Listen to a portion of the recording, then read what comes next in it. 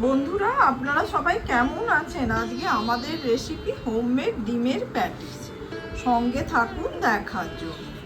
যদি ভালো লাগে লাইক, শেয়ার, কমেন্ট আর সাবস্ক্রাইব করতে ভুলবেন না আমার চ্যানেলটা। খুবই ঘরোয়াভাবে বানানো এটা, খেতে কিন্তু এটা ভীষণ ভালো হয়।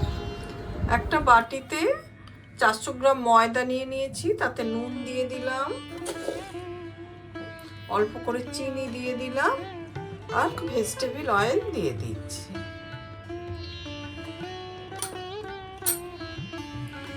সমস্ত উপকরণগুলো হাতের সাহায্যে খুব ভালোভাবে মিশিয়ে নেব।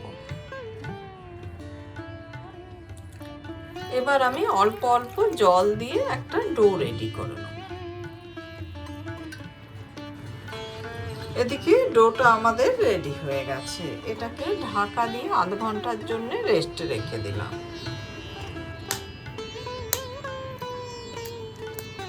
একটা বাটিতে দুটো ডিম আমি ভেঙে নিচ্ছি।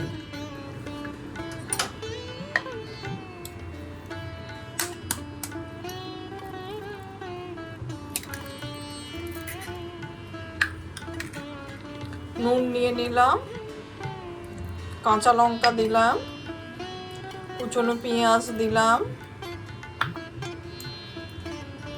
হামনদিস্তায় থেতো করে রাখা গোলমরিচ দিলাম।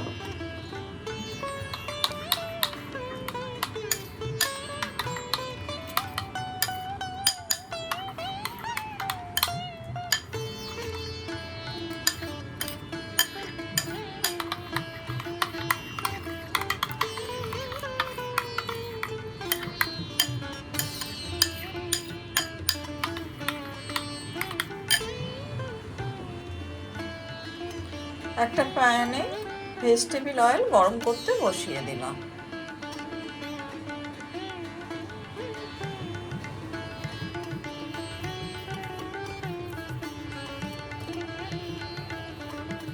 এবার আমি ডোটা নিয়ে নিলাম।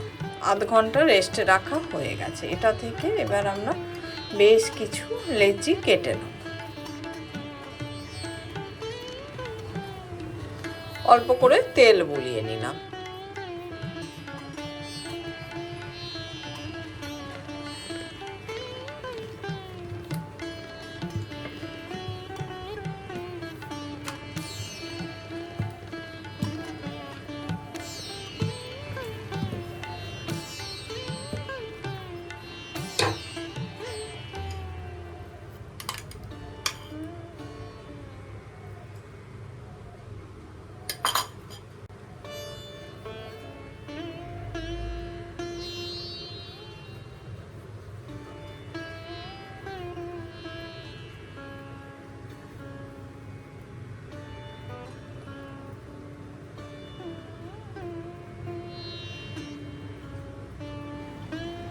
এদিকে প্যানেতে আমাদের তেলটা গরম হয়ে গেছে।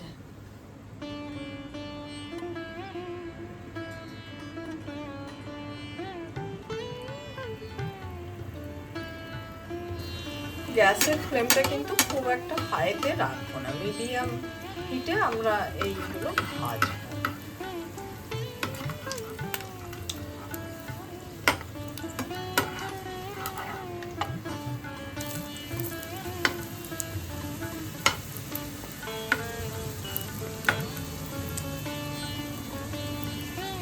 মিডিয়াম হিটে ভাজলে এইরকম গোল্ডেন কালারটা ধীরে ধীরে আসবে, না হলে কিন্তু খুব চট জলদি পুড়ে যাবে।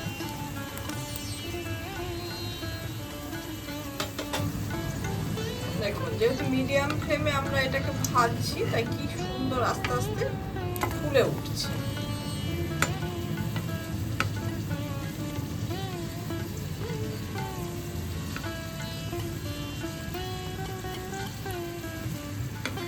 এটা আমাদের পুরোপুরি হয়ে গেছে। এবার এটাকে তুলে নিই।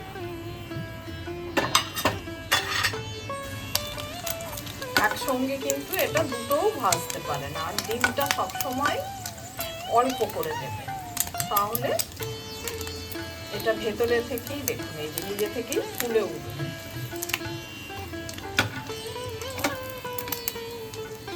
আর ডিম বেশি দিয়ে করতে চাইলে আপনাকে আরো বড় বড় করে করতে হবে। এমনিতেই এগুলো ভীষণ বড়, আর এতে ডিম বেশি দেওয়া হয় না।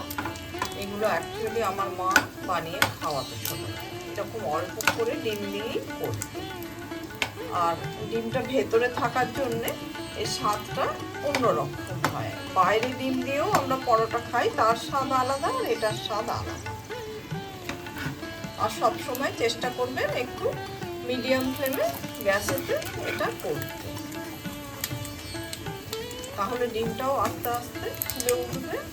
এই দেখুন এইটা একদম কি সুন্দর ফুলে উঠেছে ভেতরটা, এটা এখনো হয়। আমার প্রায় এতগুলো ভাজা হয়ে গেছে।